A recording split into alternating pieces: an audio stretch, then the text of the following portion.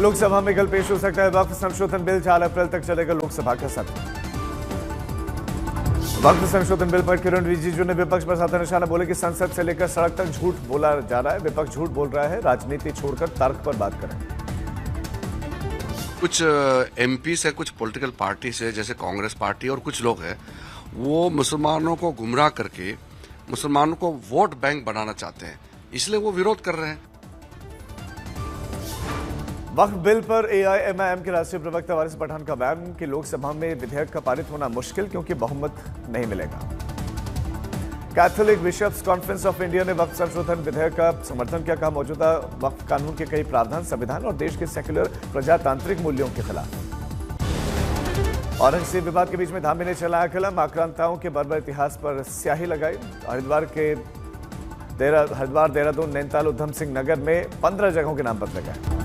JP Nadda ने BJP के लोकसभा और राज्यसभा सांसदों को वीडियो कॉन्फ्रेंसिंग के माध्यम से संबोधित किया। सूत्रों के मुताबिक लोगों को एक देश एक चुनाव के फायदे बताने के आदेश। दिल्ली विधानसभा में पेश की जाएगी एक और सीएजी की रिपोर्ट। आज गाड़ियों से होने वाले प्रदूषण की रोकथाम को लेकर सीएम रेखा गुप्ता पेश करेंगे रिपोर्ट। औरंगजेब की कब्र हटाने की मांग के बीच में संघ का बड़ा बयान। भैया जी जोशी बोले कि इस विवाद को उठाना ठीक नहीं, उनकी मौत यहां हुई इसलिए यहां कब्र बनी। आरएसएस नेता सुरेश भैया जी जोशी ने आरएसएस और पीएम मोदी के बीच में किसी भी तरह के अनबन से इनकार किया, खबरों को अफवाह बताया। बीड मस्जिद विवाद के बाद से कांग्रेस नेता हर्षवर्धन सबकाल ने राज्य सरकार पर सांप्रदायिक तनाव बढ़ाने का आरोप लगाया, कहा कि बांटो और राज करो की अपनाई जा रही नीति। वक्फ संशोधन बिल को लेकर वारिस पठान की तीखी प्रतिक्रिया, बीजेपी के साजिश बताते हुए कहा कि वो मुसलमानों की जमीन हड़पना चाहते हैं।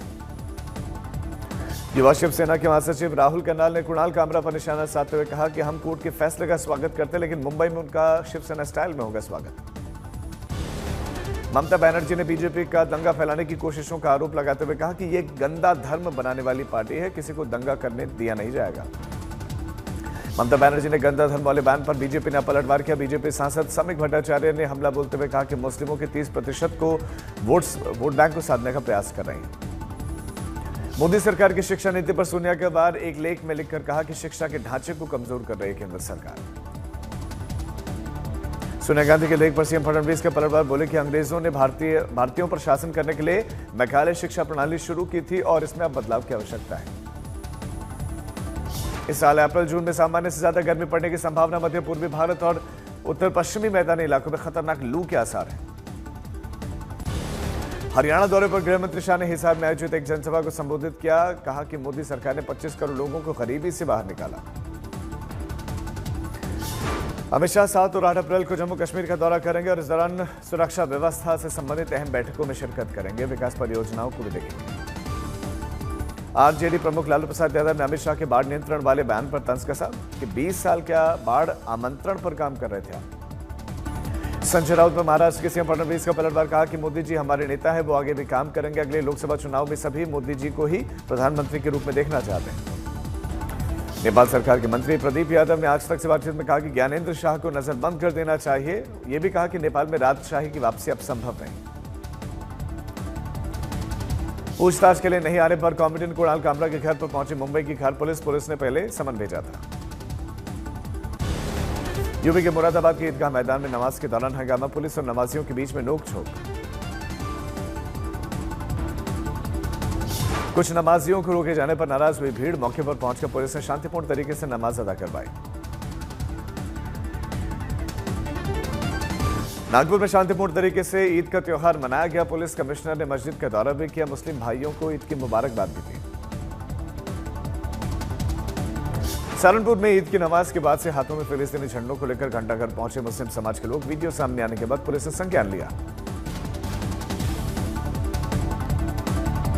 मेरठ में भी ईदगाह में नमाज पढ़ने के बाद से फिलिस्तीन के पक्ष में दिखाया गया बैनर। सरकार से इजरायल से बातचीत करके युद्ध विराम लगवाने की मांग की। ग्रेटर नोएडा में कूलर बनाने वाली फैक्ट्री में अचानक लगी आग। फायर ब्रिगेड ने विकराल आग को बुझाने में कामयाबी पाई, कोई जनहानि नहीं हुई। झारखंड के सरायकेला खरसावां में घरेलू विवाद के बीच बाद जो है पति ने पत्नी और बेटे की गला दबाकर हत्या कर दी। पुलिस ने आरोपी पति को गिरफ्तार किया। झारखंड के धनबाद में ईसीएल से रिश्वत लेते हुए पीएफ क्लर्क समेत 3 लोग गिरफ्तार। रिटायर हो रहे कर्मचारी से मांगी गई थी 15,000 रुपए की घूस। सीबीआई ने जाल बिछाकर दबोचा। झारखंड के चाईबासा में ट्रेन की चपेट में आकर चक्रधरपुर में पिता पुत्र की दर्दनाक मौत, परिवार में कोहराम। बिहार में युवा होमगार्ड बहाली में नवगछिया पुलिस जिला को शामिल नहीं करने पर अभ्यर्थियों ने जमकर काटा बवाल। बुलडोजर पर चढ़कर और ट्रक की छतों पर चढ़कर हंगामा किया। बिहार के नवगछिया में प्रदर्शन करे अभ्यर्थियों को रोकने के लिए पुलिस ने हल्के बल का प्रयोग किया। समझा बुझाकर जाम को हटवाया।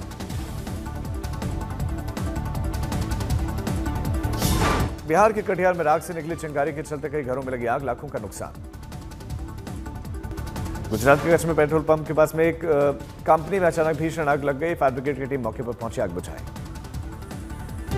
राजस्थान के धौलपुर में ट्रैक्टर और बाइक की जबरदस्त भिड़ंत, हादसे में 2 चचेरे भाइयों की मौत। पंजाब यूनिवर्सिटी में संगीत शो के दौरान झड़प में एक छात्र की मौत, पुलिस का बड़ा एक्शन, 4 आरोपी गिरफ्तार। मुंबई इंडियंस ने आईपीएल 2025 में कोलकाता नाइट राइडर्स को 8 विकेट से हराया। टीम ने सिर्फ 117 रनों का लक्ष्य दिया था, जिसे 12.5 ओवर में हासिल कर लिया। रायन रिकिल्टन 62, सूर्य कुमार यादव ने 27 रन बनाकर वो नाबाद लौटे। रोहित शर्मा ने 13 तो बिल जैक्स ने 16 रन बनाए। एमआई से डेब्यू कर रहे अश्विनी कुमार ने 3 ओवर में 4 विकेट लिए। ये डेब्यू आईपीएल मैच में 4 विकेट लेने वाले पहले भारतीय भी बने अश्विनी। अश्विनी के अलावा दीपक चाहर को 2 wicket, Trent Boult, Hardik Pandya, Vighnesh Puthur, Mitchell Santner को 1-1 विकेट मिला। कोलकाता से अंकुश रघुवंशी ने सबसे ज्यादा 26 रन तो रमनदीप सिंह ने 22 रन बनाए।